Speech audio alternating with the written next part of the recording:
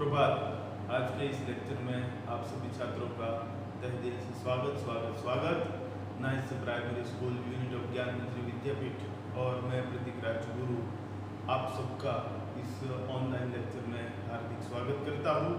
और छठी कक्षा के इस विषयांक की ओर हम लोग जो है वह आगे बढ़े उससे पहले मानवीय मन में और मानवीय हृदय में भीतर जो है वह बहुत सी सुंदर संवेदनाएं जो है वह हरदम रहती ही है और उन संवेदनाओं के बल पर चलकर ही आदमी जो है वह महान बन सकता है। जिन्होंने अपने जीवन में बहुत कुछ प्राप्त किया है, जीवन में जो व्यक्ति बहुत आगे बढ़े हैं और आगे बढ़कर वे बहुत से लोगों के आदर्श बने हैं, वैसे जो लोग होते हैं वे सभी लोग अपने जीवन में निश्चित उसूलों के साथ, निश्चित नियमों के साथ, निश्चित भावों के साथ वह अपना जीवन जो है वह जीते हैं और उस वजह से वे महान बनते हैं। हमारे सदी के महानायक अमिताभ बच्चन का नाम जो है वह हम सब जानते हैं और ऐसा कोई भारतीय नहीं होगा जिसने संगीत में लता मंगेशकर जी का नाम, क्रिकेट में सचिन तेंदुलकर का नाम और बॉलीवुड में अमिताभ बच्चन का नाम जो है न सुना। अमिताभ बच्चन सदी के महानायक, उनके भीतर जो गुण है उन्होंने एक बार अपने ट्विटर पर जो है वह बड़ी सुंदर पोस्ट जो है वह रखी थी और उन्होंने लिखा था कि मैं सभी छोटे से लेकर सभी मुझसे जो बड़े हैं उन सभी के साथ विनम्रतापूर्ण, विवेकपूर्ण व्यवहार जो है वह मैं करता हूँ। मैंने आज दिन तक जब से मैं समझना सीखा वहाँ से लेकर आज के दिन तक मैंने कभी भी अपने से छोटों को या अपने से जो बड़े हैं उनके साथ जो है वह कभी तुच्छ व्यवहार नहीं किया। मैं सभी को जो है वह मान देता हूँ और उसी वजह से लोग जो है वह मुझे भी मान देते हैं और आज के ज़माने में जब हम सब उन्हें सम्मान के रूप से जो है वह पहचानते हैं। सदी के महानायक अमिताभ बच्चन सभी के साथ विनम्रतापूर्ण व्यवहार करने की बात जो है वह हमें सिखा है। तो सत्य, प्रेम, करुणा जैसे महान संवेदनाओं के जो गुण हैं वह मनुष्य के भीतर जो है वह हरदम धबकते ही रहते हैं। लेकिन कभी कभार ऐसा होता है कि हम एक ऐसे मोड़ पर आकर के खड़े हो जाते हैं, तब हमें सार असार, अच्छा क्या है, बुरा क्या है, सही क्या है, गलत क्या है, उसके बारे में हम ज़्यादा जो है वह सोचे समझे बगैर जो है वह निर्णय कर बैठते हैं। तब बाद में आगे चलकर हमें पछताने की बारी, हमारी पछताने की नौबत जो है वह आती है। इसीलिए हरदम हमें हमेशा मानवीय मूल्यों को अपने भीतर, मानवीय उम्दा जो संवेदनाएं हैं उन्हें हमें अपने भीतर जो है वह जीवंत रखनी चाहिए और उसके बल पर चलकर आगे चलकर हम जो है वह बहुत कुछ प्राप्त कर सकते हैं। निश्चित परिणाम की प्राप्ति हम जो है वह प्राप्त कर सकते हैं, प्राप्ति कर सकते हैं। यहाँ पर आपके अभ्यासक्रम में ऐसे बहुत से सुंदर जो है वह विषयांक आपके अभ्यासक्रम में शामिल है। उनमें से एक तीसरा विषयांक समझदार नन्ही की जो कहानी है उसके बारे में हम बात करेंगे, क्योंकि एक छोटा सा बतख का बच्चा और बतख का वह बच्चा जो है उसके भीतर जिस प्रकार की संवेदनाएं हैं, वैसी संवेदनाएं यदि हमारे भीतर विद्यमान हो, हमारे भीतर जो है वह ज्वलंत हो, जीवंत हो, तो आगे चलकर हम भी महान और केवल महान जो है वह बन सकते हैं। यदि महान न बने तो कोई बात नहीं, यदि महान न बने तो किसी बात का गम नहीं, लेकिन ऐसी भावनाओं के साथ हम अपना जीवन जो है वह व्यतीत करेंगे, अपना जीवन जो है वह बिताएंगे, तो आगे चल कर के हम निश्चित जो हम लोगों ने निश्चित किया कि मैं ऐसा करूँगा या मैं ऐसा बनूँगा या मैं ऐसा होगा, तो इन तीनों परिकल्पनाओं को हम साकार कर सकते हैं। तो ऐसे ही मानवीय मूल्यों को उजागर करती हुई सुंदर सी एक कहानी आपके अभ्यास क्रम में है। आइए साथ मिलकर उसका अभ्यास करते हैं।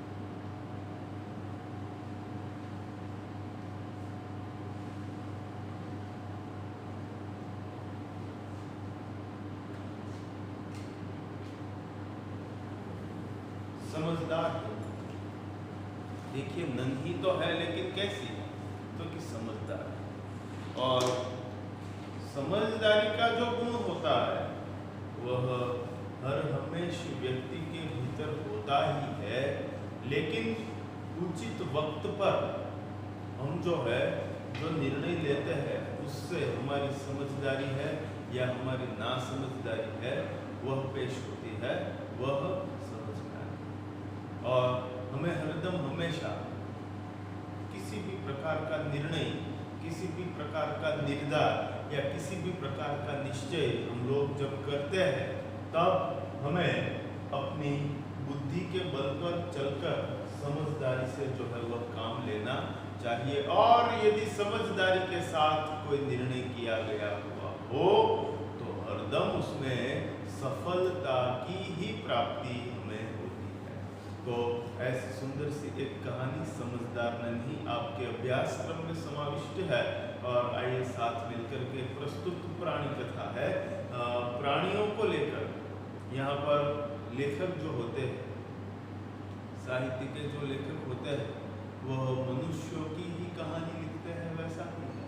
अपने कल्पना के बल पर चलकर वे पशु पक्षी और प्राणियों के सुंदर कथाएं, सुंदर सी कहानियों का जो है वह निर्माण करते हैं। हम लोगों ने अगले देखिए प्रथम विषयाम दयालु शिकारी जो था उसका हम लोगों ने जब अभ्यास किया, तब उसमें जो है वह हम लोगों ने समझदार कौवा नाम की जो है वह कहानी जो है वह सुनी थी और उसका अभ्यास भी हम लोगों ने किया कि प्यासा कौवा था और पानी की तलाश में इधर उधर घूमता फिरता था और दूर से एक घर, एक झोंपड़ी दिखाई दी। वह झट से उसके पास जो है वह पेड़ था, उसकी डाली पर जाकर के बैठ गया। और जब उसने घर के बाहर पानी का एक घड़ा देखा तो घड़े की सतह पर जाकर के वह बैठ गया और जैसे ही अपनी चोंच से पानी पीने की चेष्टा करने लगा, लेकिन पानी जो है वह बहुत नीचे था और वहां तक उसकी चोंच जो है वह पहुंच नहीं सकती थी। और बिना पानी के कौवे की जो है वह प्यास के मारे कौवे की जान जा रही थी। और तब कौवे ने युक्ति की और पानी के मटके के आसपास में पड़े हुए जो कंकड़ थे, पत्थर छोटे छोटे जो थे, उसे अपनी चोंच से एक एक करके उठाकर वह पानी के घड़े में डालता गया, डालता गया, डालता गया। और अथाक परिश्रम का परिणाम यह हुआ कि पानी जो था वह ऊपर घड़े में ऊपर उठने लगा। और जैसे ही ऊपर पानी पहुंचा, कौवे ने जो है वह अपनी प्यास बुझाई और कौवा जो है वह कैसा कहलाया, तो वह समझदार कौवा कहलाया। देखिए समझदारी और चालाकी में छोटा सा भेद।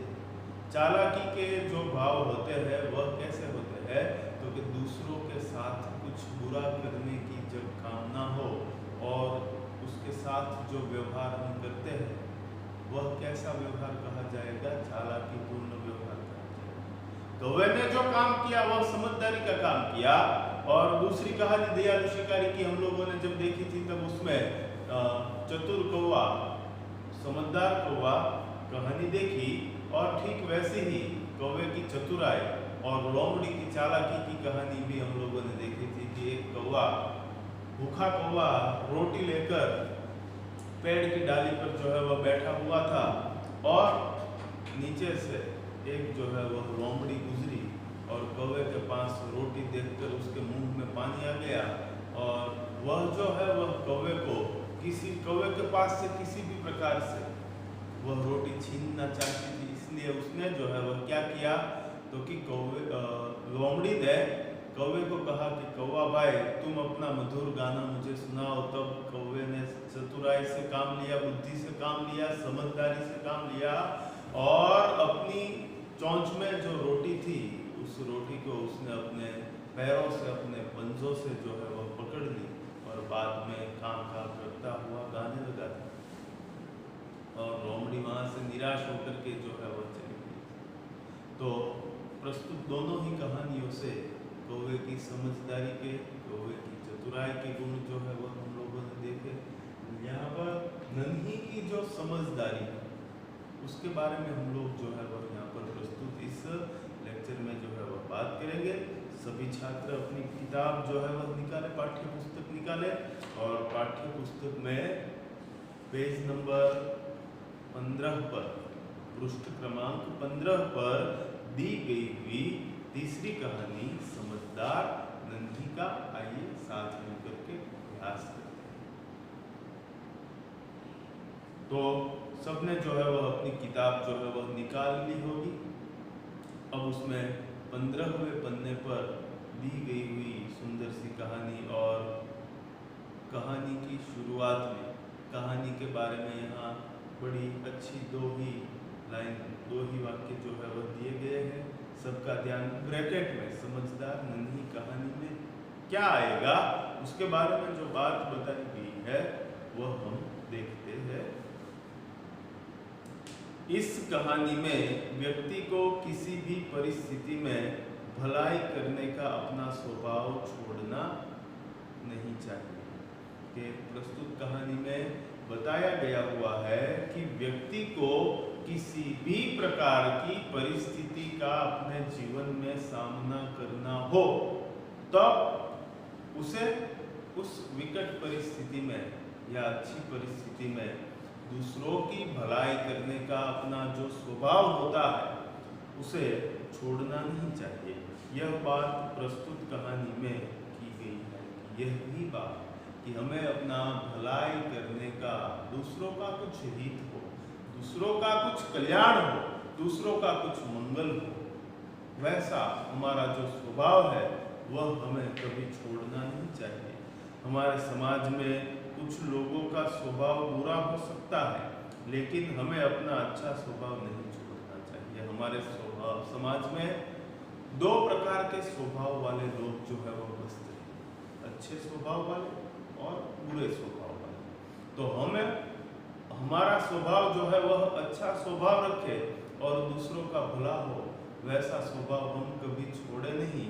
तो दूसरी ओर से, दूसरी रूप से देखें तो समाज के जो लोग अपने बुरे स्वभाव के साथ अपना जीवन जी रहे हैं वे भले ही उसी प्रकार से अपना जीवन जो है वह व्यतीत करे, अपना जीवन बिताए, लेकिन हमें अपना जीवन जो है वह अच्छे स्वभाव के साथ दूसरों का भला करते करते ही हमें अपना स्वभाव जो है वह रखना चाहिए और दूसरों की भलाई करने का हमारा जो स्वभाव है वह हमें कभी भी छोड़ना नहीं चाहिए।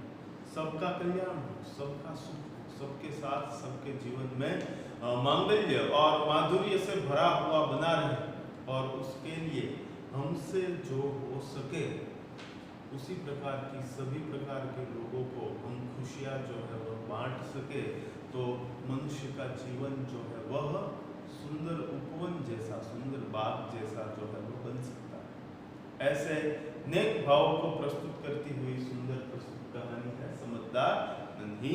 तो यहाँ पर हम लोगों ने देखा कि कहानी में किस प्रकार की बातें आएगी। आइए आगे देखते हैं। 15वें पन्ने पर कहानी शुरू होती है। कहानी में क्या है, सबका ध्यान पाठ्य पुस्तक में और देखिए गौर से।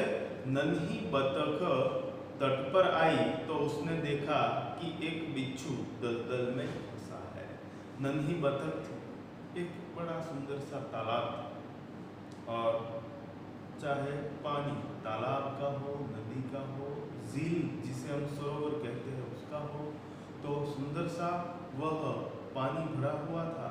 और तब नन्ही बतख उसके तट पर जो है वह आई और तट पर आकर उसने देखा तो क्या देखा तो कि एक बिच्छू दलदल में फंसा हुआ है। एक बिच्छू, और वह बिच्छू तो कि दलदल में, तो कि दलदल में एक बार यदि आप फंसे तो उसमें से बाहर निकलने के जितने आप प्रयत्न करेंगे उतने ही अधिक उसमें जो है वह फंसते जाएंगे।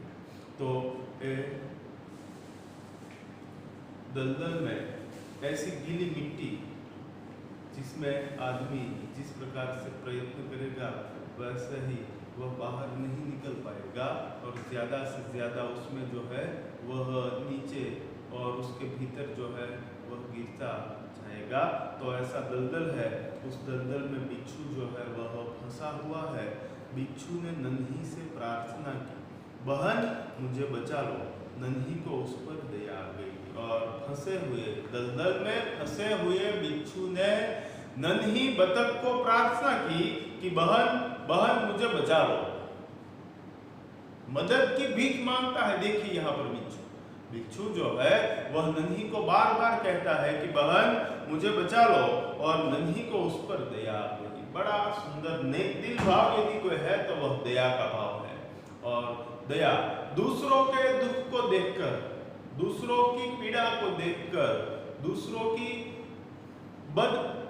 खराब परिस्थितियों को देखकर हमारे भीतर में यदि उसके प्रति महानतम भाव जो है वह जागृत होता है, उसकी मदद करने की भावना होती है। और यदि मान लीजिए कि मदद करने की भावना न हुई तो कोई बात नहीं, लेकिन दूसरों के दुख को देखकर हमारा दिल जो है वह द्रवित होता, हमारा हृदय जो है वह कांपता हो और उसके प्रति हमारी संवेदनाएं जो है वह जागृत है, तब मानना हमारे हृदय में आज भी दया का भाव जो है वह कहीं न कहीं किसी न किसी कोने में छिपा हुआ है ही। तो देखिए क्या हुआ तो कि बिच्छू ने नन्ही से प्रार्थना की कि बहन मुझे बचा लो, और नन्ही को उस पर दया का भाव जो है वह आ गया। उसने बिच्छू को दलदल से उठाकर सूखे स्थान पर रख दिया और उसने क्या किया तो कि उसने अपनी चोंच से उस बिच्छू को पकड़ा और दलदल से बिच्छू को उठाया, और बाद में तो कि उसने जो है उठाकर उसे सूखे स्थान पर फंसे हुए दलदल में फंसे हुए बिच्छू को नन्ही ने उठाकर चोंच से उठाकर उसे जो है सूखे स्थान पर जो है वह रख दिया। बिच्छू को शैतानी सूझी, और इस वक्त क्या हुआ, शैतानी सूझना यानी क्या तो कि बुरे विचार जो है वह आना। देखिए यहाँ पर मुहावरा है, मैं यहाँ पर लिखता हूँ, आप लोगों को मेरे साथ साथ जो है वह लिख लेना है। तो देखिए यहाँ पर सुंदर सा मुहावरा है,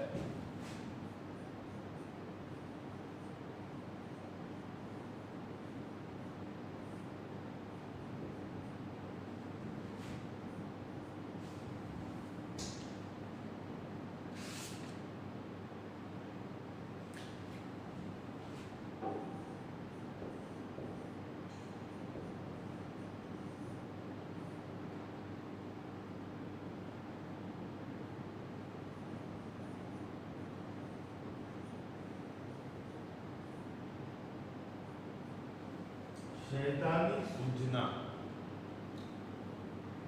देखिए यहाँ पर मैं बोर्ड पर जिन शब्दों को लिखता हूँ, आप सभी छात्रों को भी मेरे साथ साथ में ये सारे शब्द जो है वह लिख लेने हैं। तो मुहावरा है शैतानी सूझना, तो अर्थ क्या होगा उसका,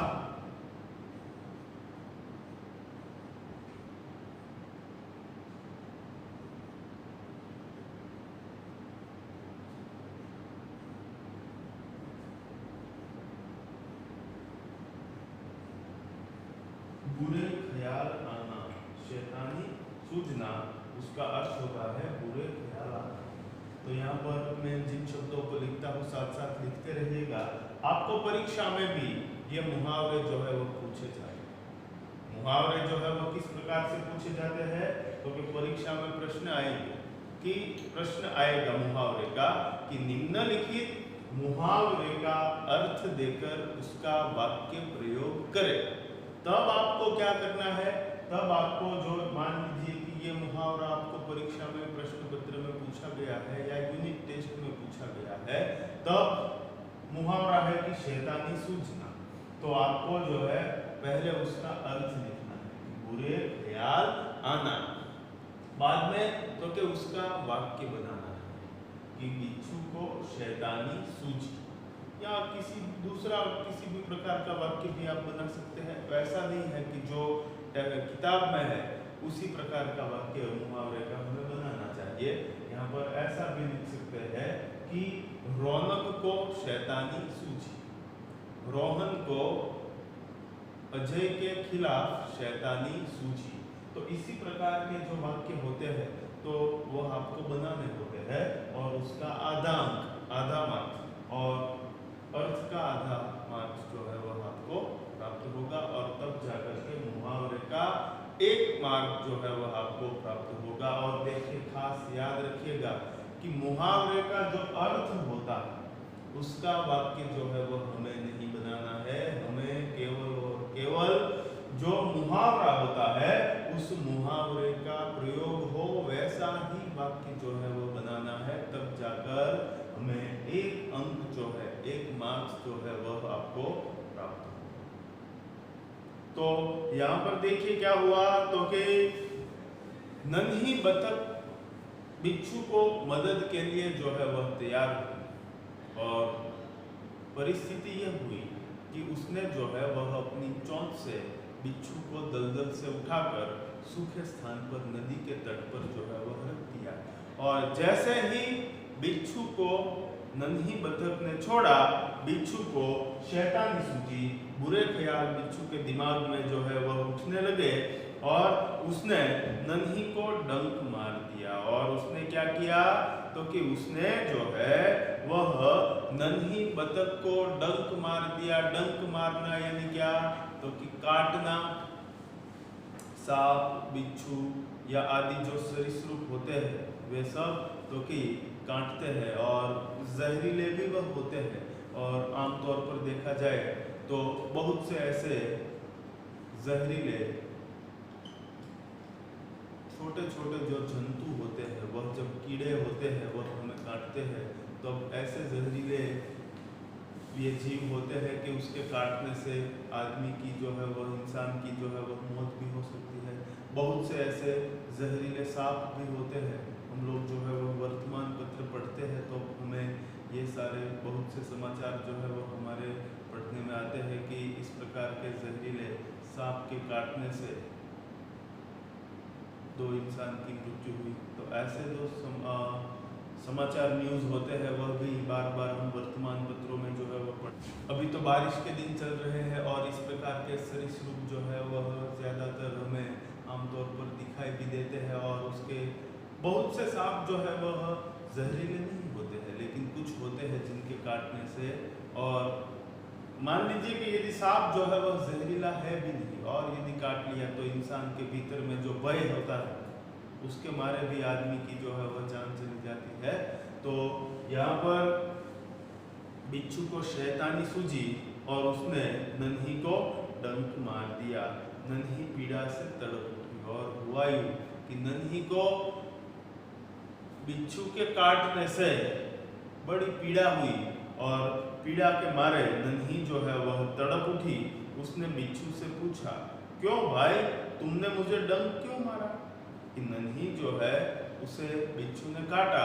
तब बिच्छू के काटने से नन्ही को बड़ी पीड़ा हुई, वह पहले तो तड़प उठी और बाद में उसने बिच्छू से पूछा, क्यों भाई तुमने मुझे क्यों डंक क्यों मारा? वह जो है वह उसे पूछती है कि भाई मैंने तो तुम्हें बचाया था, तुम दलदल में फंसे हुए थे, तुम्हारा मरना तय था, निश्चित था, फिर भी मैंने तुमने अपनी चौंच से उठाकर सूखे स्थान पर रखा और मैंने तुम्हारे प्राणों की रक्षा की, फिर भी तुमने मुझे क्यों मारा? ऐसा प्रश्न जो है वह नन्ही ने बिच्छू को पूछा।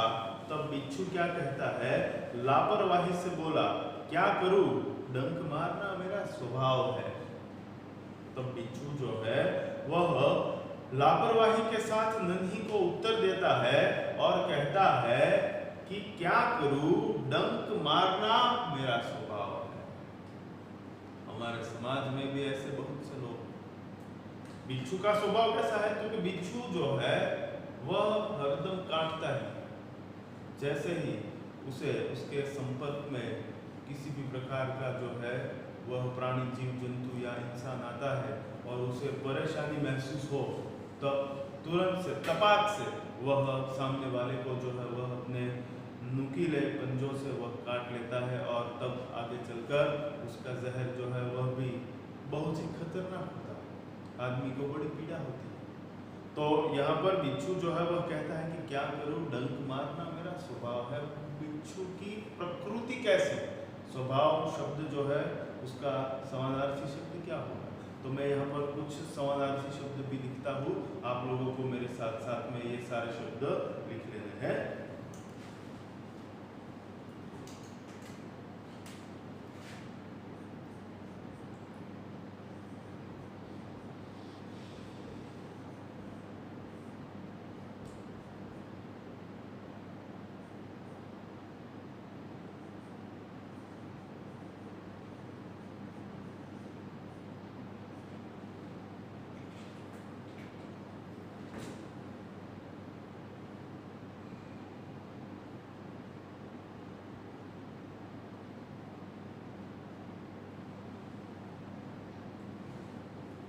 एक प्रकृति जो शब्द है उसका अर्थ होता है कुदरत और दूसरी प्रकृति शब्द जो है उसका अर्थ होता है स्वभाव। तो बिच्छू जो है उसका स्वभाव क्या है? वह कहता है कि डंक मारना मेरा स्वभाव है। कुछ लोग होते ही ऐसे कि वह अपना स्वभाव कभी बदलते ही। किसी का भलाई करने का स्वभाव है तो वह अपनी बार बार की भलाई करने का स्वभाव समझदार नन्ही की तरह छोड़ते नहीं है। और कुछ लोगों का स्वभाव जो है वह बिच्छू की तरह जहरीला और दूसरों को पीड़ा देने का होता है, तो वह भी अपना स्वभाव जो है वह कभी छोड़ते नहीं। लेकिन उचित वक्त पर उचित परिस्थिति में जब उस व्यक्ति का जो है वह योग होता है, तब वह व्यक्ति जो है वह समझदारी से यदि काम लेता है, तब उसे अपने किए पर पछतावा होता है और बाद में वह अपने स्वभाव को छोड़ भी सकता है। तो यहाँ पर बिच्छू ने कहा कि क्या करो, डंक मारना तो मेरा स्वभाव है। नन्ही बोली, तुम यह गंदी आदत छोड़ दो, नहीं तो कोई मुसीबत में तुम्हारी रक्षा नहीं करेगा। कि तब नन्ही जो है उस शैतान बिच्छू को, उस जहरीले बिच्छू को समझाती है और नन्ही कहती है कि तुम यह अपनी गंदी आदत, गंदी यानी कैसी, तो क्या बुरी, तुम अपनी यह गंदी बुरी आदत जो है वह छोड़ दो, नहीं तो कोई मुसीबत में तुम्हारी रक्षा नहीं करेगा। यदि तुम मुसीबत में हो गए तब तुम्हारी कोई जो है वह किसी भी प्रकार से रक्षा नहीं करेगा। इसलिए मैं तुम्हें समझाती हूँ कि तुम यह तुम्हारी गंदी बुरी आदत दूसरों को काटने की जो है उसे तुम छोड़ दो, ताकि तुम जब मुसीबत में हो तब लोग जो है वह तुम्हें मदद करेंगे, तुम्हारी रक्षा करेंगे। तब बिच्छू जो है उसकी बात अनसुनी कर आगे बढ़ गया। कि बिच्छू जो है वह नन्ही की बात को अनसुनी करके वहां से जो है वह आगे बढ़ गया। देखिए यहाँ पर मुहावरा है,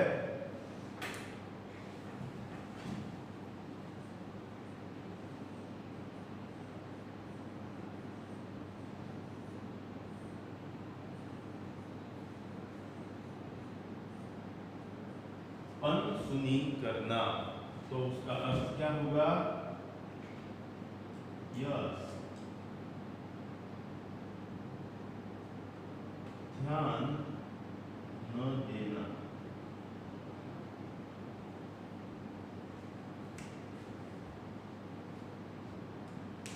साथ में लिख लीजिएगा, अनसुनी करना, ध्यान न देना।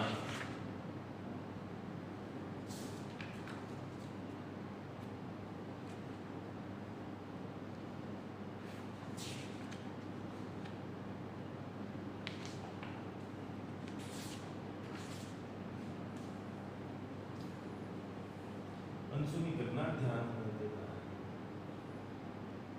तो बिच्छू ने क्या किया, तो कि बिच्छू उसकी बात अनसुनी करके ध्यान दिए बगैर वहां से आगे बढ़ गया, वहां से चला गया। नन्ही अपनी माँ के पास नदी में चली गई और बाद में नन्ही को तो उस जहरीले बिच्छू ने काट दिया था। अब वह नन्ही जो है वह अपनी माँ के पास नदी में, यह सुंदर सी नदी का तट था और जिसके दलदल में बिच्छू फंसा हुआ था। तो अब क्या हुआ, तो कि नन्ही अपनी माँ के पास नदी में चली गई। माँ ने पूछा, नन्ही बेटी तुम कहाँ रह गई थी? और जैसे ही नन्ही बतख को उसकी माँ ने देखा, तब उसकी माँ जो है वह उसे पूछती है कि नन्ही बेटा तुम कहाँ रह गई थी, कि इतनी देर तुमने लगाई तो तुम कहाँ रह गई थी? ऐसा प्रश्न जो है उसकी माँ ने उसे पूछा। तब नन्ही बोली, माँ एक बिच्छू दलदल में फंस गया था, उसे बचाने में देर हो गई। और तब नन्ही अपनी माँ को उत्तर देती हुई कहती है, क्या कहती है कि नन्ही कहती है कि माँ एक बिच्छू जो है वह दलदल में फंसा हुआ था और उसे बचाने में देर हो गई और मैं उसकी मदद करने के लिए गई और उसे बचाने गई और उसे बचाने में मुझे जो है वह देर हो गई। कि नन्ही ने माँ को जो है वह बात बताई और बाद में माँ खुश होकर बोली, बेटी यह तुमने बहुत अच्छा काम किया है। और तब उसकी माँ ने नन्ही बतख को जो है वह धन्यवाद देते हुए, उसके अभिनंदित करते हुए, वह माँ खुश होकर उसे कहने लगी कि बेटी यह तुमने बहुत अच्छा काम किया है। देखिए माँ का स्वभाव जो होता है वह कैसा है, बड़ा अच्छा। नन्ही बतख की माँ का स्वभाव भी अपने संतान को जो है वह एक नई प्रेरणा, एक नया प्रोत्साहन जो है वह दे, वैसा सुंदर स्वभाव है। भले वह प्राणी है लेकिन वह फिर भी यहाँ पर कहानीकार ने जो है उसकी माँ के विनम्रता के और अपने बच्चे को आगे बढ़ाने के जो नेक दिल भाव वह यहाँ पर हमें बताए हैं, दिखाए हैं। और माँ खुश होकर बोली कि बेटी यह तुमने बहुत अच्छा काम जो है वह किया है। नन्ही बतख को उसकी माँ जो है वह प्रोत्साहन देती है, उसे धन्यवाद देती है और कहती है कि बहुत ही अच्छा काम तुमने बेटा किया है। और आगे देखिए, पीछे पन्ना पलटिए, 16 नंबर के पन्ने पर जो बात है उसकी बात हम यहाँ पर अब आगे करते हैं। नन्ही बोली, लेकिन बदले में उसने मुझे डंक मार दिया। माँ ने उसे कहा कि बेटी तुमने यह बड़ा अच्छा काम किया, लेकिन तब जो है वह नन्ही कहती है कि लेकिन बदले में उसने मुझे डंक मार दिया। बदला मुझे नतीजा क्या हुआ, भले मैंने उसे बचाया लेकिन मेरे साथ क्या हुआ, तो कि मैंने तो उस बिच्छू को बचाया लेकिन उसने बदले में मुझे डंक मार दिया, उसने मुझे काट दिया है। और माँ बोली, बिच्छू अपनी गंदी आदत का गुलाम। बड़ा सुंदर सा यह जो है वह वाक्य है, दिया गया हुआ है कि माँ बोलती है, कहती है कि बिच्छू जो होता है वह कैसा है, तो कि वह अपनी गंदी आदत का गुलाम है। गंदी आदत उसके दिमाग पर हावी हो चुकी, इसलिए वह कभी अपनी गंदी आदत छोड़े ऐसा ख्याल और ऐसा जो है वह हम उसके पास जो है वह अपेक्षा, ऐसी अपेक्षा नहीं कर सकते। वह उस आदत का, गंदी आदत का गुलाम है। तुम उसे चाहे कितनी बार बचाओ वह बार बार डंक मारता रहेगा। माँ जो है वह नन्ही को समझाती है कि बेटा तुम उसे चाहे कितनी भी बार बचाओ लेकिन फिर भी वह जो है वह अपना बार बार जो है वह डंक मारता ही रहेगा।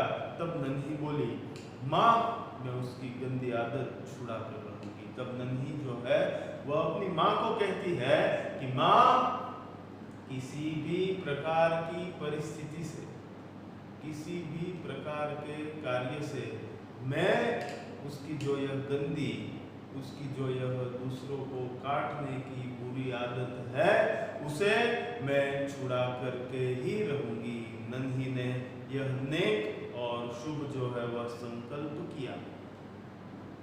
बड़ी सुंदर बात जो है वह प्रस्तुत कहानी में यहाँ पर दी गई हुई है। तो हम लोगों ने जो है बड़ी अच्छी बात यहाँ पर की, लेकिन खास याद रखें कि हमें जो है वह कैसा बनना है, तो कि हमें नन्ही बतख जैसा बनना है। क्यों? तो कि नन्ही बतख का स्वभाव कैसा है? तो कि नन्ही बतख का स्वभाव जो है वह बड़ा दयालु है। किसी भी प्रकार के दुख में किसी भी प्रकार का आदमी हो, तो मुसीबत में जिस व्यक्ति का हम जो है उसे मदद करते हैं, तब वह व्यक्ति जो है उस मुसीबत के वक्त जो है, मुसीबत का वक्त कुछ ही दिनों का होता है, कुछ ही समय का जो है वह वक्त होता है, लेकिन वह निरंतर मुसीबतें रहने वाली ही नहीं है। लेकिन आदमी जो है वह कभी कभार मुसीबत में इतना बुरी तरह से इतना फंस जाता है कि बाहर निकलने के लिए वह लाख कोशिश करे, लाख प्रयत्न करे, लेकिन फिर भी वह न निकल सके और बाद में अघटित कदम उठाने के लिए वह व्यक्ति, वह इंसान जो है वह तैयार हो जाता है। लेकिन उसको ऐसे मुसीबत में घिरे हुए आदमी को, मुसीबत में फंसे हुए इंसान को एक बार आप यदि कुछ न कुछ मदद करते हैं,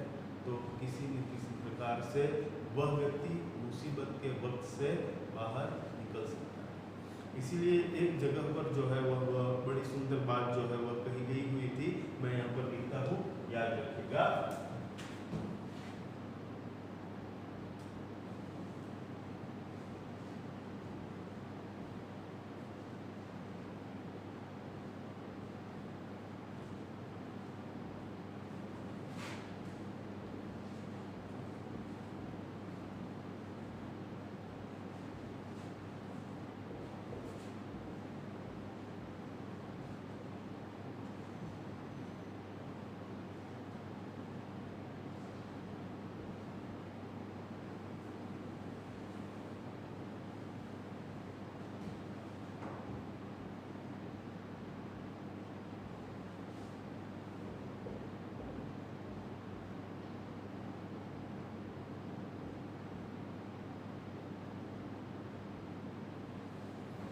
कभी आदमी बुरा नहीं होता, बुरा उसका वक्त।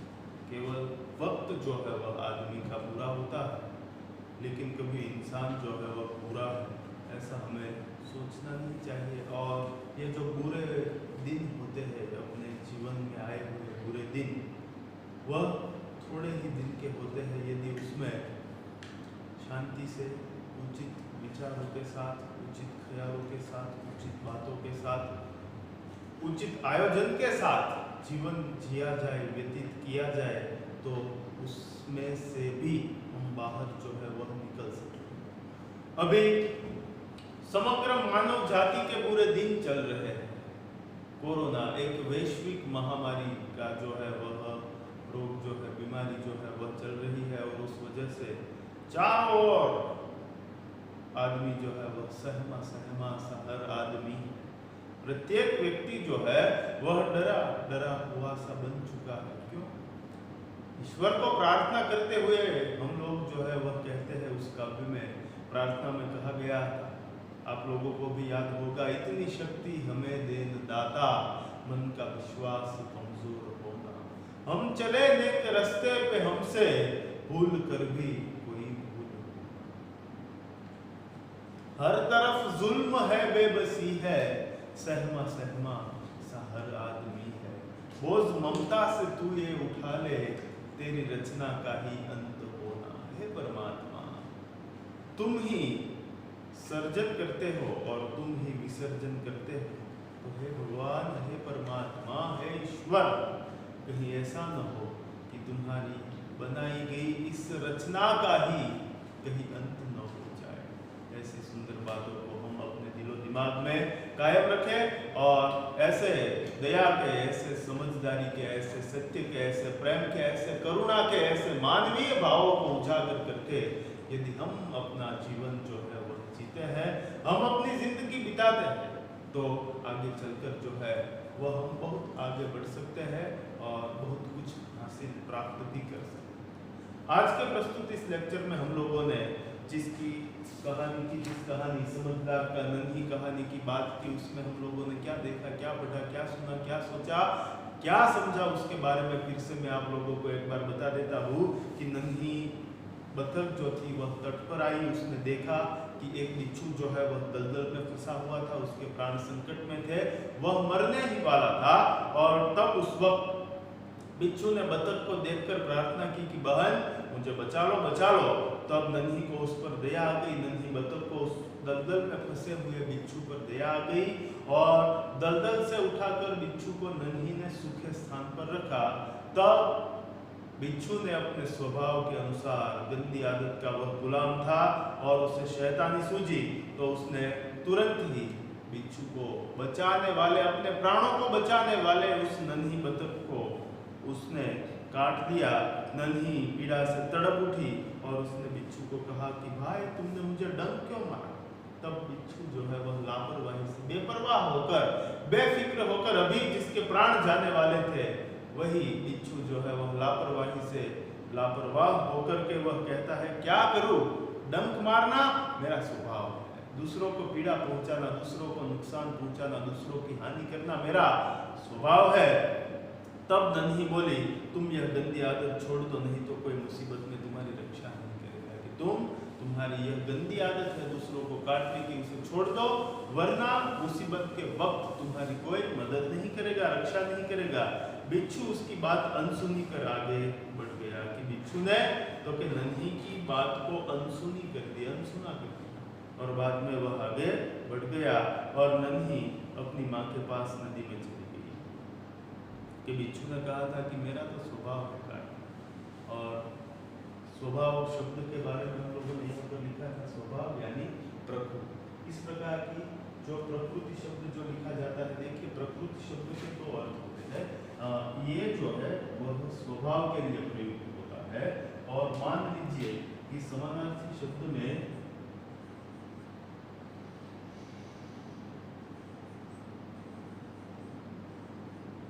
ये शब्द पूछा गया, तो यहाँ पर आप यदि स्वभाव लिखते हैं तो वह गलत होगा।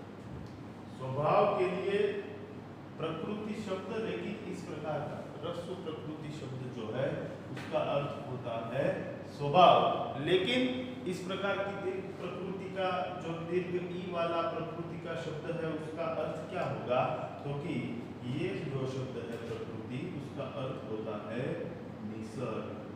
निसर्ग यानी क्या भाई, ये प्रश्न हुआ। निसर्ग को कहते हैं हम लोग कुदरत।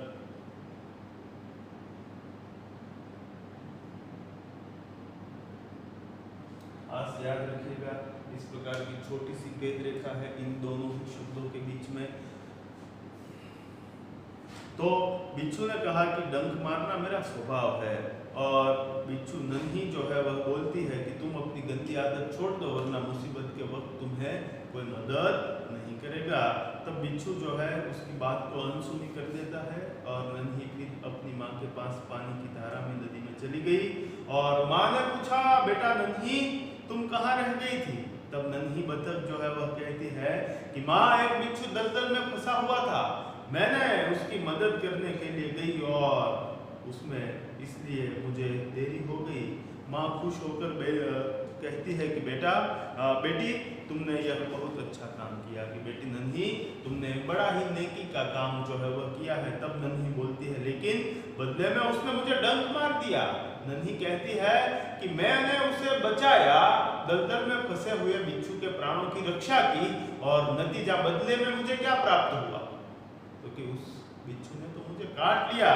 तब माँ बोली बिच्छू अपनी गंदी आदत का गुलाम है, तुम उसे चाहे कितनी बार बचाओ वह बार बार डंक मारता रहेगा। तब माँ जो है उसे कहती है कि बेटा बेटी नन्ही, बिच्छू जो है वह तो अपनी गंदी आदत का गुलाम होता है और उसे तुम कितनी भी बार बचाओ फिर भी वह बार बार तुम्हें डंक मारता ही रहेगा।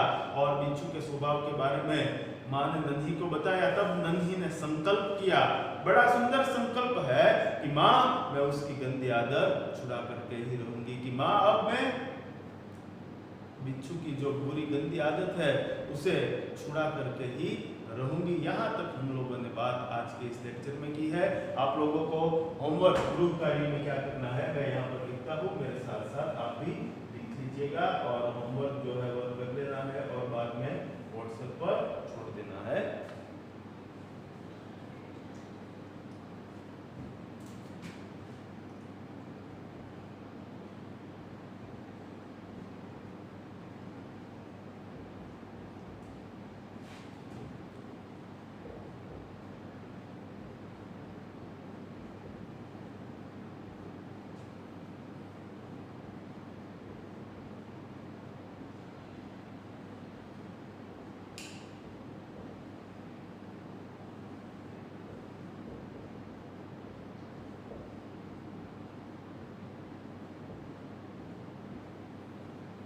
आज के इस विषयांक के समझदार नन्ही पाठ के जो शब्दार्थ है और मुहावरे है उसे आप लोगों को होमवर्क बुक्स में 2 बार लिखना है और बाद में ये सारे शब्दार्थ और मुहावरे आप लोगों को याद कर लेना। अगले लेक्चर में कहानी को आगे बढ़ाएंगे और आगे की बात जो है वह हम लोग करेंगे और तब तक आप लोगों को ये गृह कार्य भी कर लेना है। फिर से अगले लेक्चर में नई बातों के साथ कहानी को हम आगे बढ़ाएंगे, फिर मिलेंगे। तब तक के लिए शुक्रिया, आभार, थैंक यू सो मच।